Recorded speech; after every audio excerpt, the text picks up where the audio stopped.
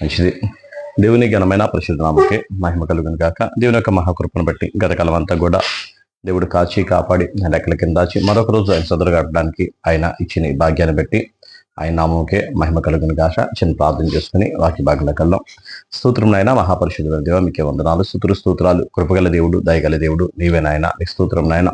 వాక్యమే ఉన్న దేవుడు నాయన, నీకే వందనాలు, స్తోత్రాలు ఇష్టం. మీరు మహిమ పొందండి. కృపామయుడ, కరుణామయుడ నీకు వందనాలు. వాక్యమే ఉన్న దేవుడు నాయన.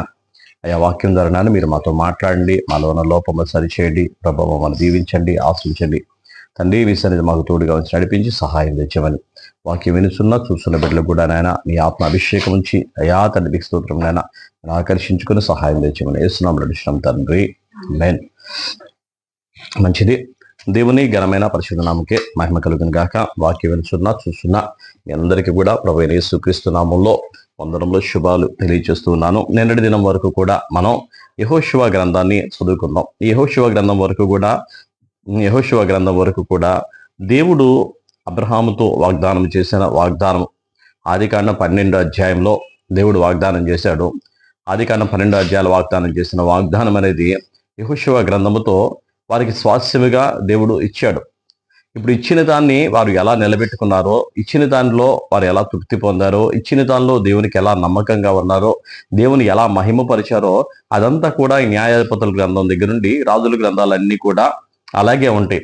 దేవుడు ఏదన్నా ఇచ్చినప్పుడు ఇచ్చిన దాన్ని మనం ఎలా కాపాడుకుంటున్నాం, ఇచ్చిన దాన్ని మనం ఎలా నిలబెట్టుకుంటున్నాం అనేది చాలా చాలా ప్రాముఖ్యం. ఇవ్వడం ముఖ్యం కాదు కానీ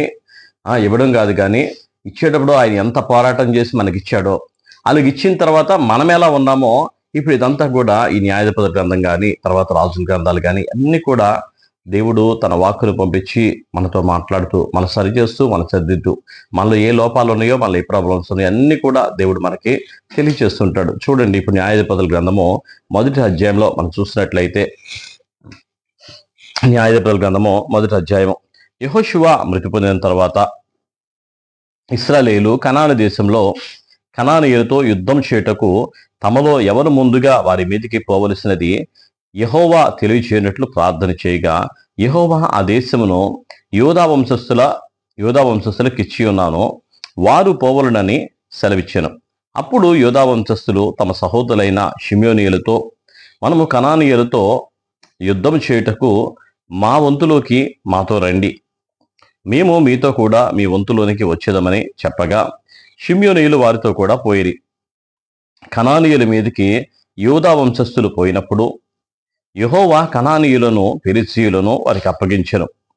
గనుక వారు బెజేకులో 10,000 మంది మనుషులను హతము చేసిరి. వారు బెజేకులో అదోనీ బెజకును చూచి వారితో యుద్ధం చేసి కనానీయులను పెరిజీయులను హతము చేసిరి. అదోనీ బెజకు పారిపోగా వారు అతని తరిమి పట్టుకొని అతని కాళ్ళు చేతుల బొటన వేళ్ళు కోసివేసిరి. అప్పుడు అదోనీ బెజకు తమ కాళ్ళు చేతుల బొటన వేళ్ళు కోయబడిన 70 మంది రాజులు నా భోజనపు బల్ల కింద మొక్కలు ఏరుకొనుచుండివి, నేను చేసినట్లే దేవుడు నాకు ప్రతిఫలం ఇచ్చెను అనెను. వారు యెరూషలేమునకు అతని తోడుకొని రాగా అతడు అక్కడ చనిపోయెను. హల్లెలూయా. ఇక్కడ యూదా వారందరూ కూడా ఎవరు యుద్ధానికి వెళ్ళాలి? ఇప్పుడు కనాను దేశం యెహోషువ మృతి పొందాడు. యెహోషువ చనిపోయిన తర్వాత కనాను దేశం అంతా కూడా ఇక నడిపించడానికి నాయకులు కానీ ఎవరు కూడా లేరు. ఉన్నవారిలో దేవుడు ఈ న్యాయాధిపతులను ప్రత్యేకంగా ఏర్పాటు చేసి వారి పరిపాలించడానికి, వాళ్ళు ఏలడానికి దేవుడు నిర్ణయించాడు. అయితే వీరు ఇప్పుడు వాళ్ళు అనుకుంటున్నారు కదా, ఇప్పుడు కనాను దేశాన్ని ఇంకా స్వాధీనపరచుకోవడానికి ముందు ఎవరు యుద్ధానికి వెళ్దామని చెప్పేసి వాళ్ళు దేవుడి దగ్గర ప్రార్థన చేశారు.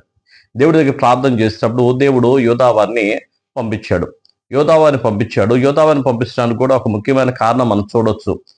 మిగతా వాళ్ళందరూ కూడా యెహోషువ ఏ స్వాస్యానికి కానీ అలాగే మిగతా వాళ్ళందరూ కూడా దేవునికి ఎంతైనా సరే దేవుని కంటే కూడా మనుషులకు భయపడుతున్న పరిస్థితిని చూసాము. కానీ యూదా గోత్రంలో కాలేబు ఉన్నాడు కదా, యెఫున్నె కుమారుడైన కాలేబు ఉన్నాడు. నేను అడుగుపెట్టిన స్థలాన్ని నాకు ఇస్తానన్నాడు దేవుడు. అయితే నేను హెబ్రోన్లో అడుగు పెట్టాను. హెబ్రోన్లో ఉన్న అనాకీయులు వాళ్ళు చాలా ఉన్నత దేహులు, అయినా పర్వాలేదు దేవుడు నాకు సహాయం చేస్తాడు, ఆ ప్రదేశాన్ని నాకు ఇవ్వమని చెప్పేసి కాలేబు అడిగాడు. కాలేబడిగి మిగతా వాళ్ళందరూ కూడా ధైర్యపరిచి యుద్ధానికి తీసుకెళ్ళాడు. ఇప్పుడు ముందుకి యుద్ధానికి వెళ్ళాలంటే ఎవరు కావాలి? ధైర్యవంతులు కావాలి. ఎవరో ఒకరు ధైర్యవంతులు ఉంటేనే మిగతా వాళ్ళందరూ వెనక్కి వస్తారు. ఆ ధైర్యవంతులుగా ఉన్నవారు యోధా గోత్రికుల్లో ఉన్న యెఫున్నె, కాలేబు వంశస్థులు ఉన్నారు. అందుకని చెప్పి దేవుడు మొదటగా ఎవరినిచ్చాడంటే యోధా వారికి ఇచ్చే అవకాశం ఇచ్చాడు. యోధా వారు మన ఒక్కలమే కాదని చెప్పేసి షిమ్యోనులు కలుపుకొని అక్కడే ఉన్న షిమ్యోనులతో రమ్మని చెప్పి అడిగినప్పుడు వాళ్ళు వచ్చారు. మేము కూడా మీతో వస్తామని చెప్పినప్పుడు వాళ్ళు కూడా కలిసి వెళ్ళి యెరూషలేములో అక్కడ యుద్ధం చేసినప్పుడు అదోని బెజక్ అనే రాజుని పట్టుకున్నారు. అదోని రాజుని పట్టుకొని అక్కడ ఉన్న సైన్యంలో 10 మందిని హతం చేసి అదోని బెజకుని తీసుకొని అతనికి బొట్టన వేళ్ళు, కాలి, చేతి రెండు కూడా కోసేశారు. రెండు కోసేసినప్పుడు ఏ యుద్ధం చేయాలన్నా, ఏ కత్తి పట్టుకోవాలన్నా, ఎక్కడ ముందుకి పరుగు పెట్టాలన్నా సరే ఈ బొట్టన వేలు చాలా చాలా ప్రాముఖ్యం. ఈ బొట్టన వేలు లేకుండా అడుగేయాలన్నా, తృప్తిగా పరిగెత్తాలన్నా పరిగెత్తలేం. మనకి వేళ్ళు దాని విలువ మనకు తెలియదు.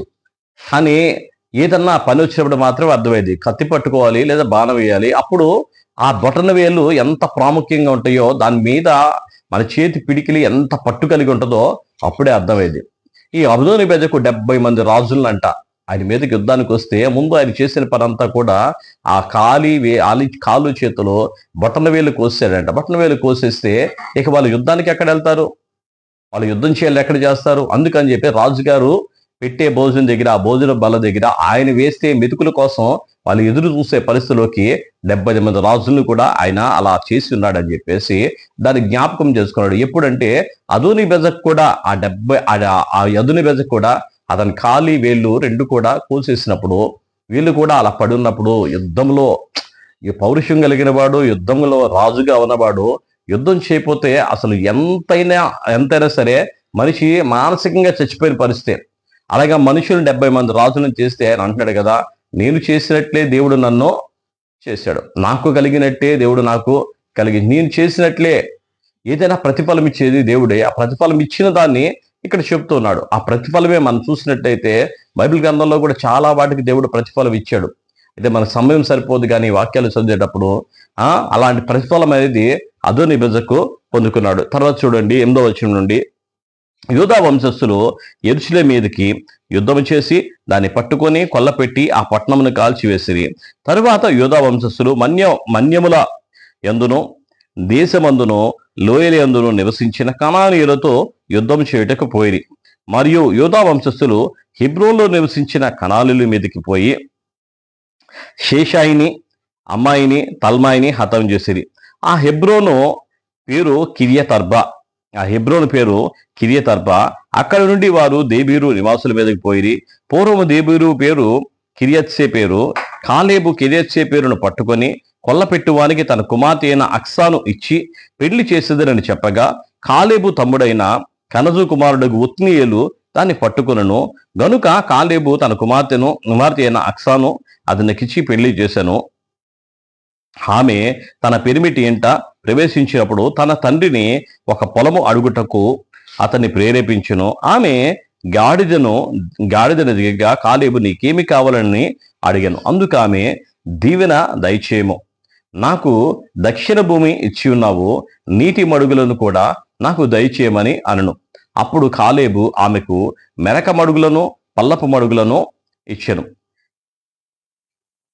మెరక మడుగులను, పల్లపు మడుగులను ఇచ్చెను. చూడండి, యుద్ధానికి వెళ్ళినప్పుడు ఆయన హెబ్రోను చూశాడంట. హెబ్రోను చూసినప్పుడు వాళ్ళందరూ కూడా అనాకీలై ఉండగా వారితో యుద్ధం చేయడానికి వెళ్ళి వారిని యుద్ధం చేశాడు. అలాగే ఇంకో ప్రాంతాన్ని అక్కడ ఆ ప్రాంతం ఎవరైతే జయించి వస్తారో కిరియత్సే పేరు అంటే దేబీరు అనే ప్రాంతాన్ని ఎవరైతే జయించి వస్తారో వారికి తన కుమార్తెని ఇస్తారంటే ఉత్నీయులైన ఆయన వెళ్ళాడు, తన కుమార్తెని పెళ్లి చేశాడు. పెళ్లి చేసిన తర్వాత ఆమెకి ఆ కాపురానికి వెళ్ళిన తర్వాత మరలా తిరిగి వచ్చినప్పుడు నాకు దీవెన దయచేయమని ఆయన ఆ కాలేబు కుమార్తెకి దక్షిణ భూమిని ఇస్తే, దక్షిణ భూమి అంటే మెరక, ఎత్తుగా ఉన్న ప్రదేశం. ఆ ఎత్తుగా ఉన్న ప్రదేశాన్ని ఇచ్చినప్పుడు ఆమె అడుగుతుంది కదా, నాకు నీటి మడుగులు కూడా దయచేయమన్నప్పుడు ఆయన మెరక మడుగులు, పల్లపు మడుగులు రెండింటిని కూడా దేవుడు ఆ కాలేబు తన కుమార్తెకు ఇచ్చాడు. తర్వాత 16వ వచనంలో మోషే మామయ్యన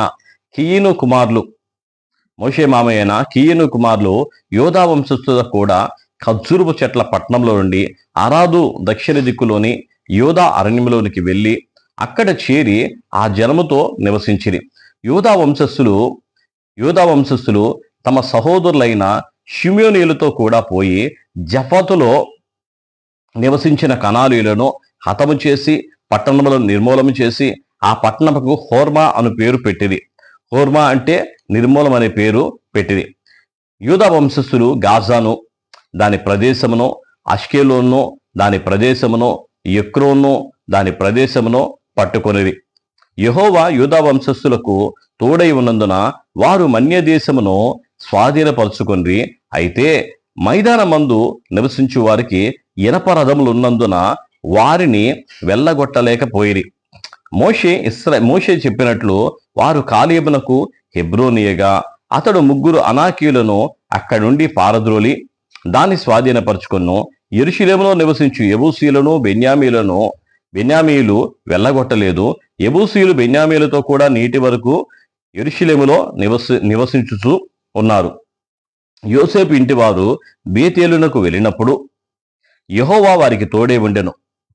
పూర్వము లూజు అనబడిన బేతేలు వేగు చూచుటకు యోసేపు ఇంటివారు దూతలను పంపగా ఆ వేగుల వారు ఆ పట్టణము నుండి ఒకడు వచ్చుట చూచి, నీవు దయచేసి ఈ పట్టణంలోనికి వెళ్ళు, త్రోవను మాకు చూపిన ఎడల మేము మీకు ఉపకారము చేసేదమని చెప్పిరి.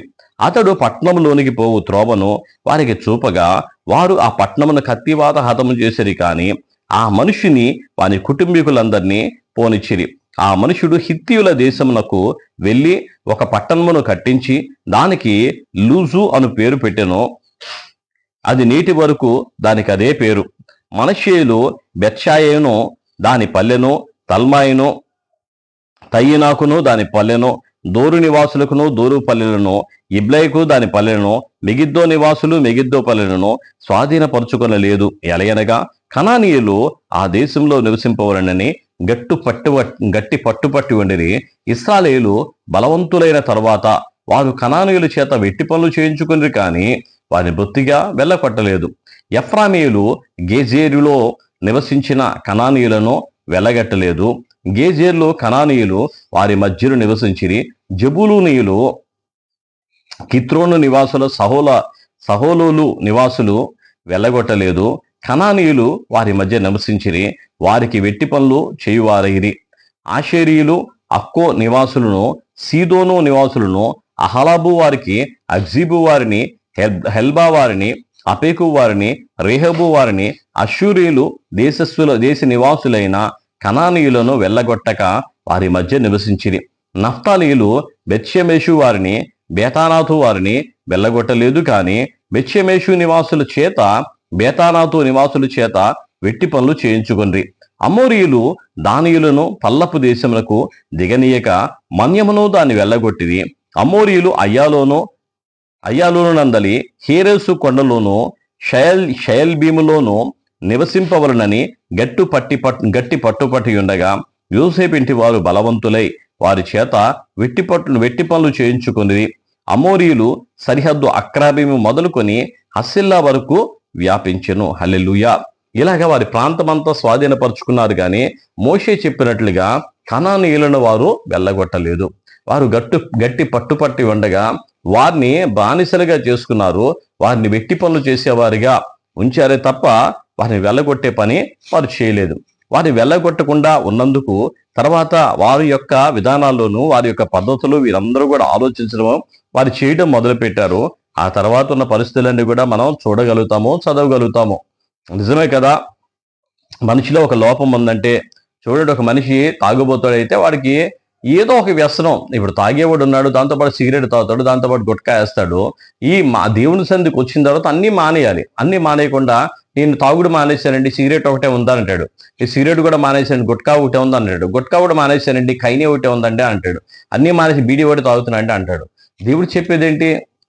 అన్నీ వదిలిపెట్టు, అన్నీ విడిచిపెట్టు. అన్నీ విడిచిపెట్టకుండా ఏదో ఒక దాన్ని పర్లేదులే ఏదో సమయంలో అనుకుంటే అది ఎప్పటికైనా నీకు ప్రమాదంగానే ఉంటుంది, ఎప్పటికైనా నీకు ఇబ్బందిగానే ఉంటుంది. దేవుడు చెప్పిన మాట ప్రకారం మన దేహమైనా సరే, మన దేహం కూడా ఏదైతే వద్దని చెప్పాడో దాన్ని నిరోధించడం అనేది, దాన్ని విడిచిపెట్టడం అనేది చాలా చాలా చాలా ప్రాముఖ్యము, చాలా చాలా ముఖ్యము. ఆ విధంగా మనం ఉన్నట్లయితే దేవుడు మనల్ని దీవిస్తాడు, ఆశ్రయిస్తాడు.